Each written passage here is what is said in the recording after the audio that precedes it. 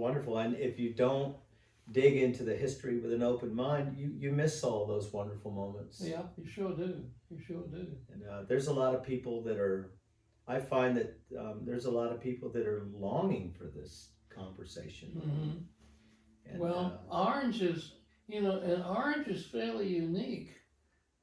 In fact, I used to tell my tour groups, when particularly doing Civil War touring, and we were looking at earthworks and roads and trails and stuff that were still there, and I tell them that the main reason why so much of these land features still exist today is that for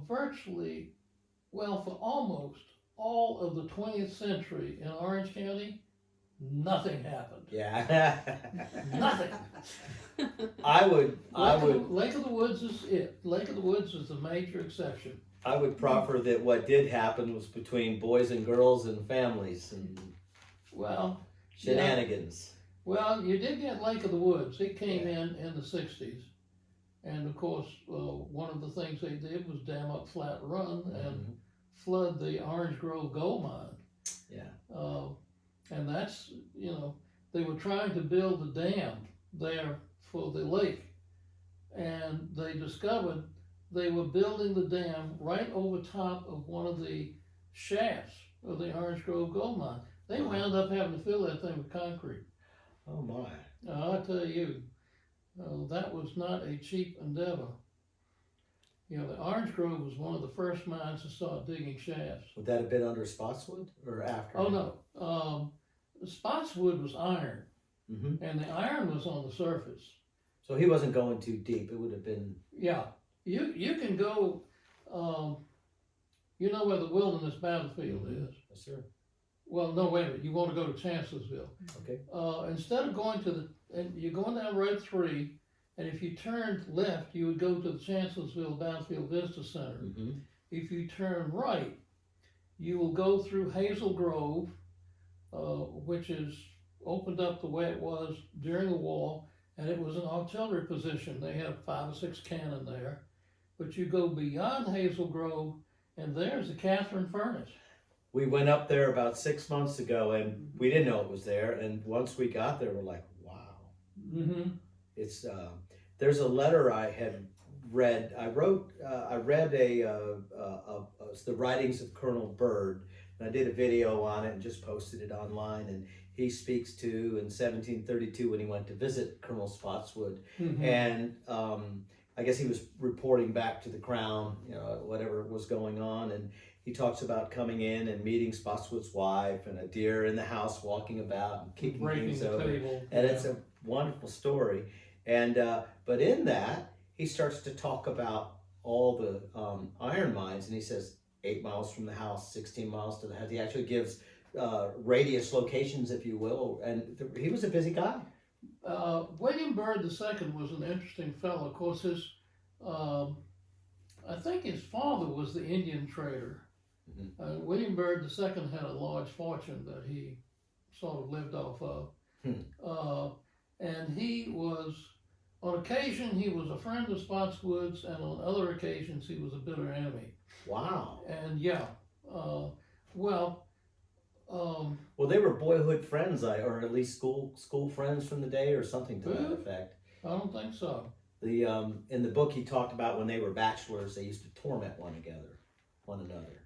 Oh well, Spotswood was a bachelor for quite a while. Oh, okay. Yeah.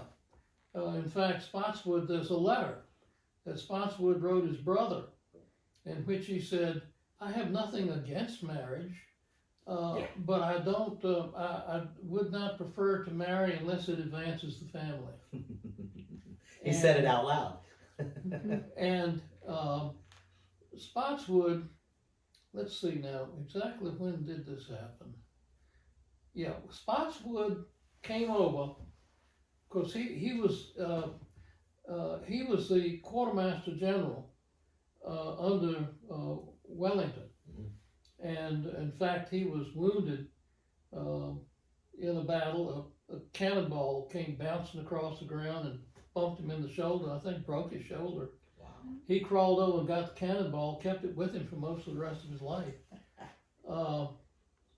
But he decided after the War of Spanish Succession that he was going to leave the military and go into public service, and so he resigned his commission, and the Earl of Orkney, who had been appointed by the Crown to be the governor of Virginia, the Virginia colony, with the understanding that Earl himself was not ever going to set foot in the New World, but that the Earl would appoint people to be the lieutenant governor under him. And Spotswood was his first appointment.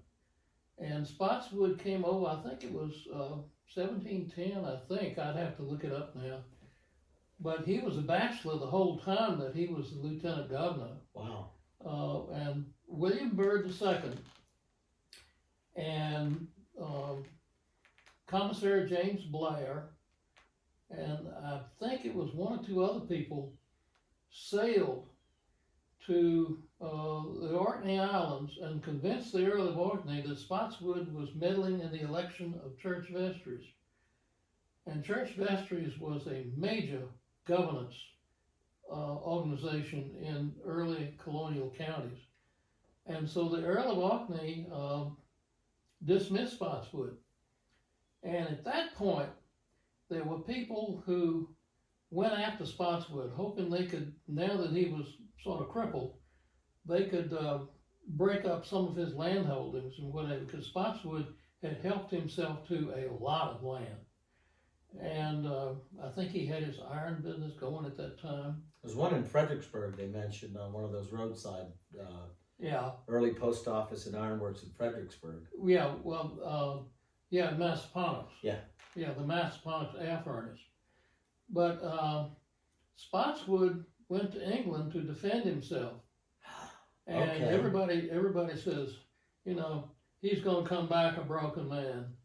Spotswood came back, stepped off the ship with a brand new bride, with a commission to be the Postmaster General of British America, and all of his land holdings were confirmed, and they went, oh.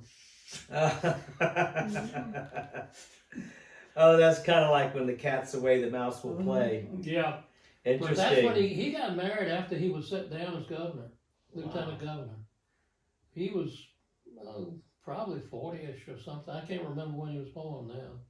They said that Byrd, in that letter that I read, that he had essentially created so much iron production in the colonies, or at least I guess in Virginia or U.S. at large. I wasn't specific on that, whether it was Washington or him, but that it essentially provided enough iron that England didn't have to source it from other European supplies. And the tonnage of it was incredible. Here's two things. First of all, it began, now the Lord's Board of Trade and Plantations, which was a division of the British government, was in charge of the operation of all of the colonies. And they particularly managed the economies of the colonies. And the general rule was they wanted the colonies to send their raw materials to England. England processed them into finished goods and send them back to the colonies. It made the colonies fit the definition of a farmer who sells wholesale and buys retail. Right. And in fact, that was going on, and the Virginia colony was just shipping ore out. The Virginia colony, was financially in tight straits. Tobacco began to get the Virginia colony out of the mud and create an economy, but still, they would not allow the Virginia colony to do anything with this iron ore. Wow. That they had learned about. You remember what was it, 1608 or 1609? There was the starving years, the Jamestown, when basically the surviving Jamestown colonists got into their canoes and other boats, and they had abandoned Jamestown. And they were headed down the James River, leaving, when they met a supply ship and Lord de Leroy, who had been appointed the new governor of the Virginia colony. He turned around and sent him back to Jamestown. One of the things De La Warr was instructed to look into were the iron deposits. They already knew there was iron. And Spotswood, when he was in England, convinced the Lower Board of Trades and Plantations. This is when he went back? It's one of his trips to England. Right, okay. He said, look, you want to sell us a whole lot of stuff, and you load your ships up, but then you put cobblestones and odds and ends of stuff, things we can't eat, down in the bilge, to give ballast. Yeah. What you could do is go ahead and put trade goods down in the ballast, and when you get to us, unload your ship totally, and we will give you bars of iron to put in the ship for ballast on the trip home. And I said, that sounds pretty good, and more efficient. And then Spotswood said, of course, we've got to be able to create the bars of iron. Right. And they said, okay, you can run a blast furnace. The Spotswood was already running one. Oh, of course. Yeah. Of course. Oh, by the way, here's 50 tons of iron. Yeah. It's always much easier, it's asking for forgiveness and permission. Than that's seeking great. permission. Now here's the other thing. As was discovered fairly early on, a single bay, a single stack blast furnace. Now Spotswood's tubal furnace was a double bay furnace. It was a monster. Wow. But a single bay blast furnace, when it was in heat, when it was in blast, consumed at least 2 acres of woodland a day. Wow.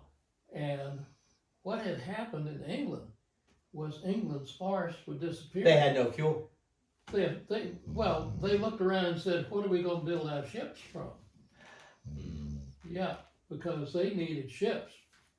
And so the decision was made, we'll let the iron be made over in the colonies, and we will build ships with our wood. And that's what they did. And they could defend themselves more readily with a fast ship to sail, if you will. Yeah, well, I mean, because I guess they were battling Spain. Well, on and also off. they had a tremendous trade business worldwide, sure. Yeah, with the colonies and other countries. Wow. Yeah, and they were going to lose their ability to build ships if they kept running blast furnaces. Spotswood sounds like a visionary and a highly organized thinker. I just can't imagine when you start thinking about the scale of this. Oh, by the way, you're in the middle of Virginia with woods and Native Americans and a bunch of dirt poor farmers, and the next thing you know, we're the industrial engine of America. That blows my mind. It seems like the American Industrial Revolution began in eastern Orange County, western Spotsylvania. Isn't that something? Yeah, and it was because of Spotswood. One person.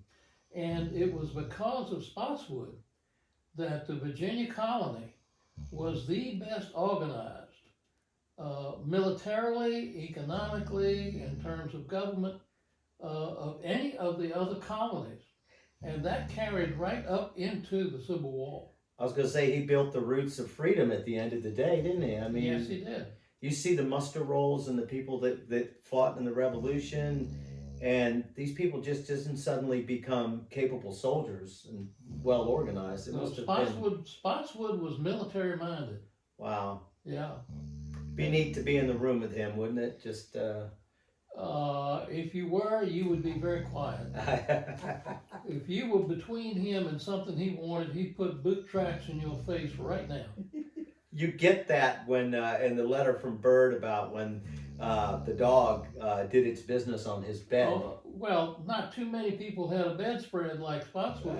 Yeah, well, right. His bedspread was probably worth the life savings of most other person living in Virginia. It had gold and silver threads woven into it. Wow. Oh yeah.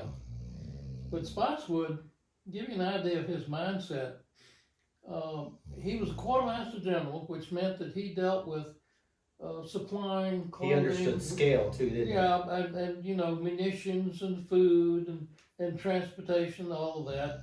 and he's was it?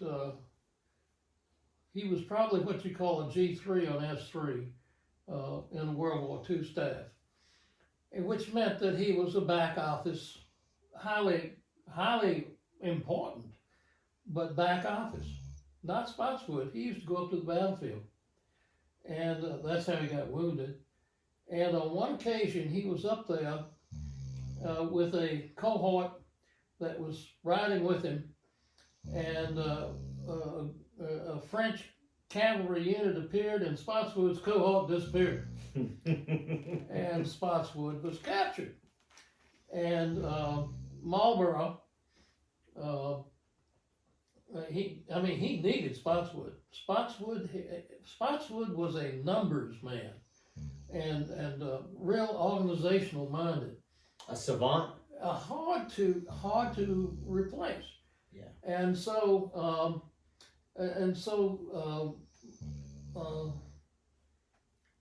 did I say Wellington? Marlborough. Marlborough went to the French and arranged a trade. You know, you give me Spotswood, I'll give you so and so. And they did. And that got Spotswood back on his side. First thing he did was file charges against his cohort for desertion, For running away, abandoning him in the field. And when the court-martial trial found these people not guilty, he was absolutely enraged. Wow. Yeah, that was his mindset. Was he a man of principle? Spotswood? Yeah, very definitely. Now, his principles may not be yours, but the principles he held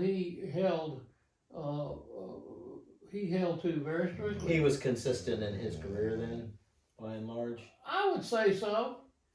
One of the counties early on, down in the Eastern Shore end, down the Northern Neck,